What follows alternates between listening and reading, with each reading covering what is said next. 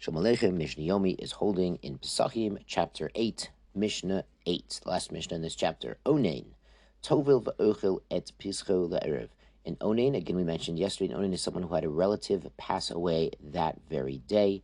He can immerse in the mikveh and eat the Pesach at night. Again, as we mentioned yesterday, this is when he's not personally involved in the burial, because if so, he's going to become tamei met from the corpse or the graveyard and be unable to bring Pesach Rishon. He'll be pushed off to Pesach Sheni. Avol lo bekodshim, but we don't apply this leniency for other kodshim.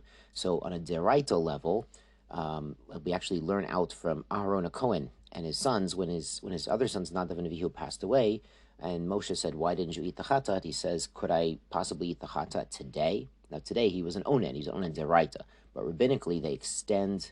That was just, we just had it in Parshat Shmini.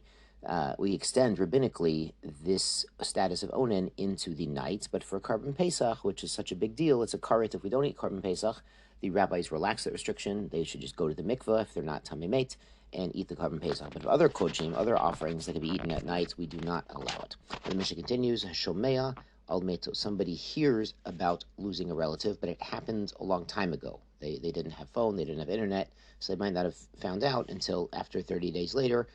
So he doesn't really have the real status of a mourner or an onen, even though he heard the bad news. The malokit said someone, there's someone who gathers bones. They had a minhag back then. They might bury someone temporarily in a local grave and on condition to transfer them to the family burial crypt, or on condition to later reinter them in Eretz Yisrael when it was possible.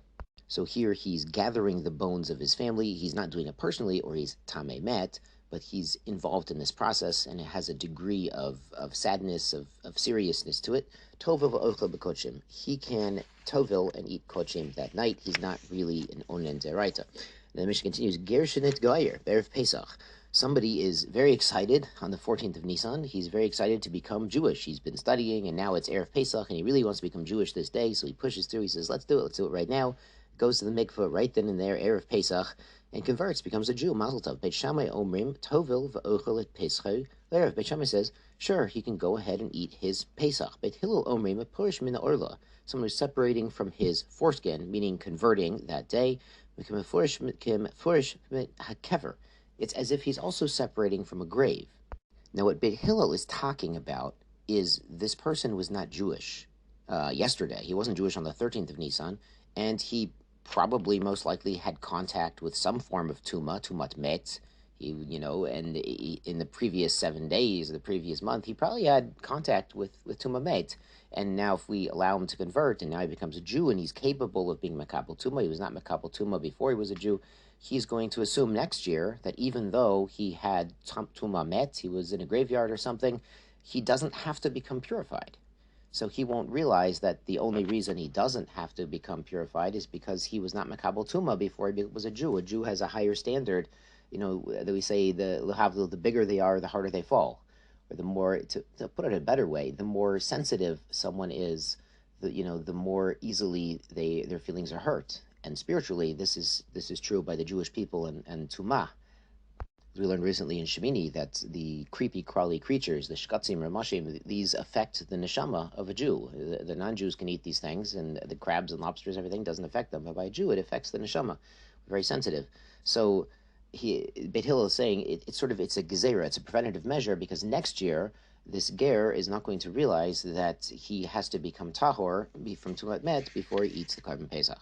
So Mazal Tov, we are on to chapter 9, famously about Pesach Sheni, which we've talked a lot about. And if someone was tamei met, or we're going to see they were too far away, they bring, instead of on the 14th of Nisan, they bring on the 14th of Iyar. And we'll talk about that in this chapter.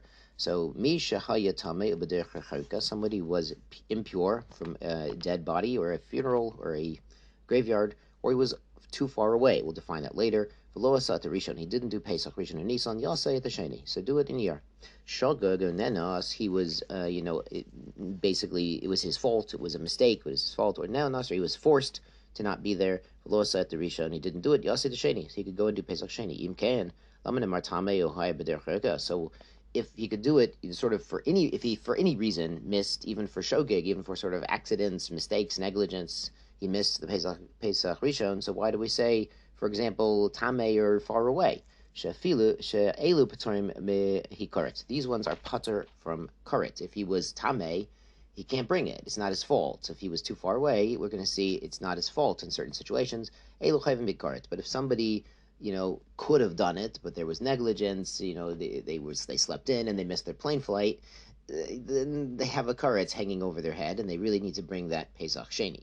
And the rest of this parak is going to define in more detail the Pesach Sheni and some of these terms and how far is too far. Yeshar kochachem, be well.